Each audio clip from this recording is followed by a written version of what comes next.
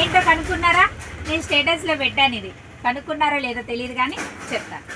Charging bag. Charging bag అండి, charging bag.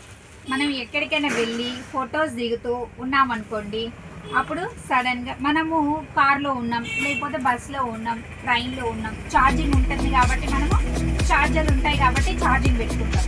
అదే suppose మనం ఏదైనా పిక్నిక్ ప్లేసెస్కి వెళ్ళాము, లేదా ఏదైనా ఫొటోస్ లాంటి ప్లేసెస్కి వెళ్ళాము, మనము సెల్లో ఫొటోస్ తీసుకునేటప్పుడు ఛార్జింగ్ డౌన్ అయిపోతుంది, సెల్కి ఛార్జింగ్ కావాలి. ఎలా?